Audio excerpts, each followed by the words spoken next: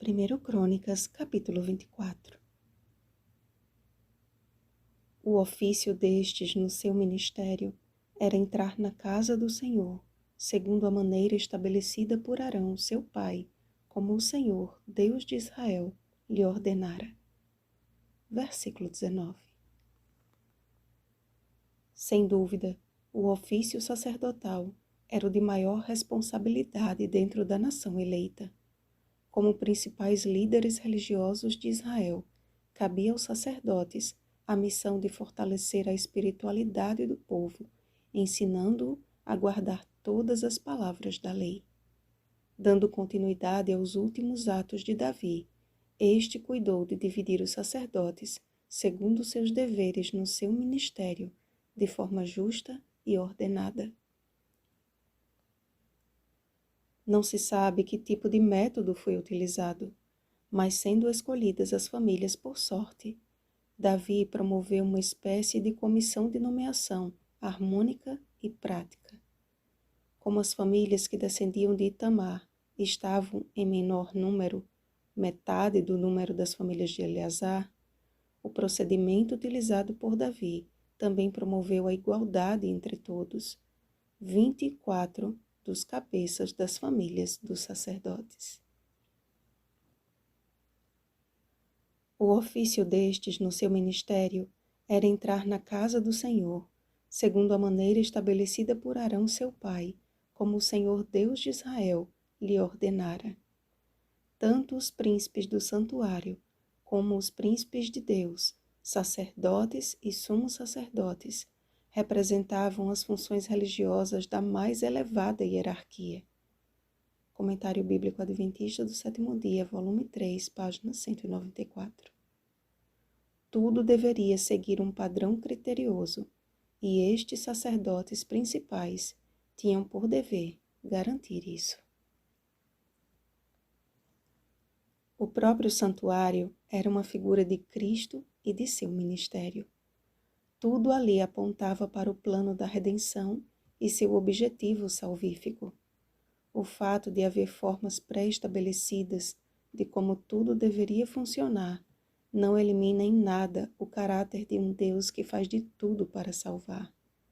Se a cada geração de sacerdotes houvesse a mesma disposição em servir ao Senhor através da fé que atua pelo amor, Gálatas capítulo 5, versículo 6, certamente haveria sempre comunhão entre forma e resultado, e a primeira visitação de Jesus teria sido celebrada não só por todo Israel, mas por todo o mundo daquele tempo. Como povo de Deus dos últimos dias, necessitamos do abundante dom do Espírito a fim de cumprirmos com fidelidade os deveres de nosso chamado. Não queremos estar inertes como o Israel do passado, mas alertas nas colinas de Belém e na jornada dos sábios do Oriente. A religião de Cristo possui sim limites bem estabelecidos em sua palavra, mas se obedecidos apenas como uma formalidade, não passam de regras pesadas, quando na verdade são centelhas do ardente amor de Deus pela humanidade.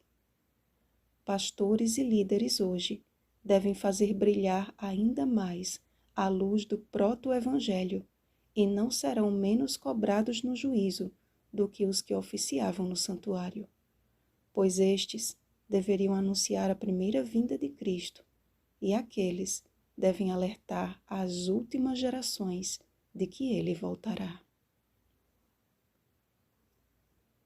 Como no santuário, os nossos locais de culto devem ser regidos com ordem e harmonia, respeitando que, apesar de haver uma hierarquia, esta não pode e não deve ser usada ou considerada de forma arbitrária, mas sob o zeloso olhar de quem ama o bom pastor e as ovelhinhas de seu rebanho. Negociar princípios em troca de pequenas concessões pode não parecer perigoso, mas tem o potencial de causar grave ruptura e divisão no meio do povo de Deus.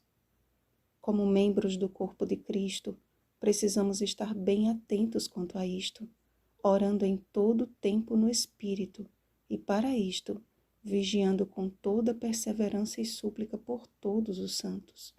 Efésios capítulo 6, versículo 18.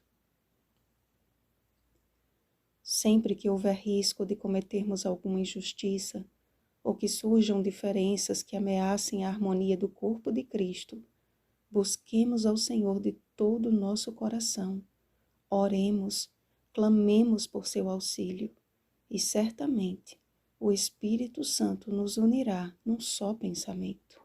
Atos capítulo 4, versículo 32.